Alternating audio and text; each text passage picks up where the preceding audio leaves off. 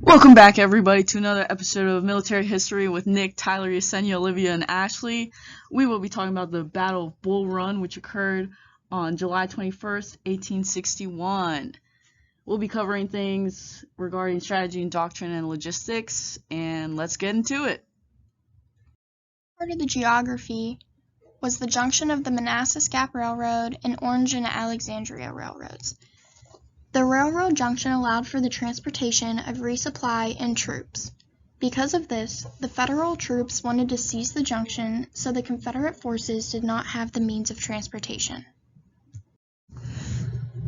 There were about 11,000 Confederate soldiers stationed about 40 miles from the junction of Manassas in order to protect their crops and animals from the Union Army. This was very convenient because it was very easy for them to be moved wherever they were needed due to the railroad. The Federal forces attempted to flank the Confederates' positions. In order to do that, they had to cross Bull Run. And because of the water and the time of the season, they returned back around for that reason. The Union was big into negotiation with the border states in order to not only get them into the Union, but to keep them in the Union once they convinced them to become part of the Union. They advanced towards key terrains such as Richmond, Virginia, where the capital was at the time.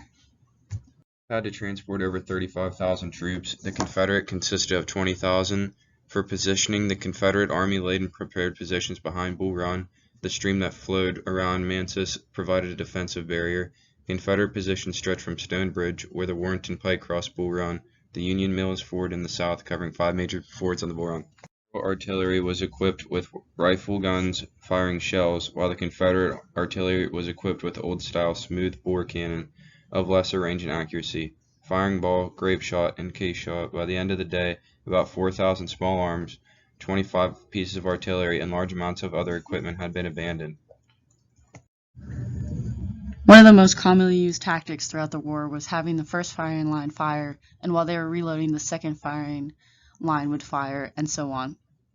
They also used horses throughout the battle, and the following clip will demonstrate the technique I just discussed. The 14th Brooklyn joins them.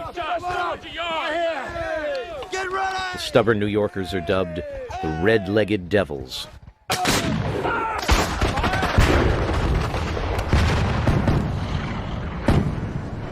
After hours of artillery duels and infantry skirmishing, Jackson orders his entire line forward.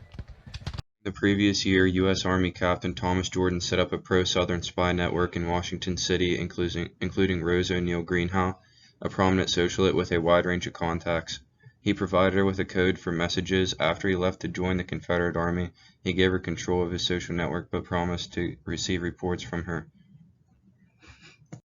Some of the equipment used throughout the war was a smooth-bore weapon, which is a barrel without rifling, as well as a cannon that was called the Canon Auxiliaire de 12, as well as equipment such as rucksacks, which were called knapsacks back in the day, which held all of the soldiers' equipment.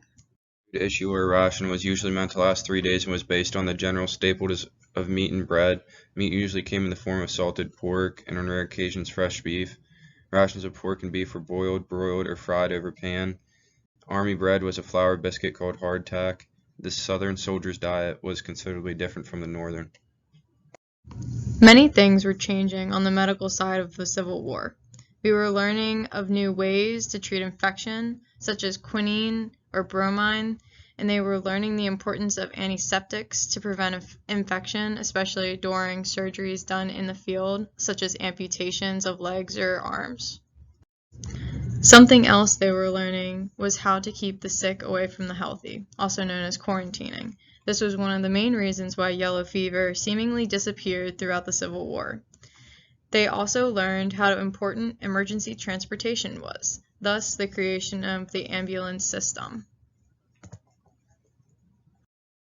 Morale seemed to be equally low on both sides during the war. Each were dealing with hunger, bad living conditions, sicknesses, and long work hours. These long work hours consisted of them getting up when the sun got up and them going to bed when the sun was going to bed, but even at night they were still working.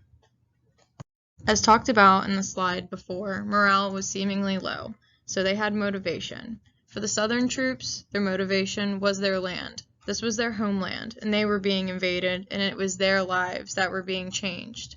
The Northern were typically just concerned with getting the Union back to what it was before the war.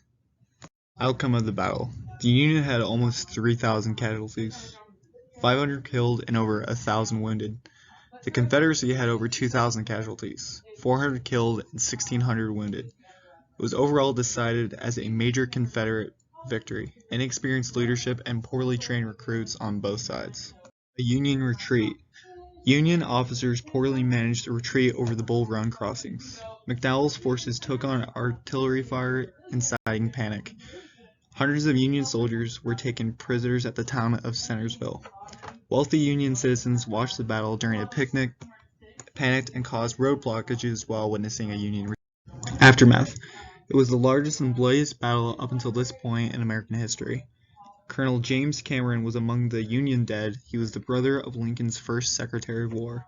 Colonel Francis S. Bartow was the first Confederate brigade commander to be killed in Civil War. Compared to later battles, Bull Run casualties had not been that heavy. Union forces as well as civilians feared Confederate troops marching on Washington. An easy victory was expected for the Union. After this battle, both sides realized this war would be longer and bloodier than previously thought. Lincoln signed a bill that provided for the enlistment of 500,000 more men. The Confederacy realized that with bigger battles would become more losses.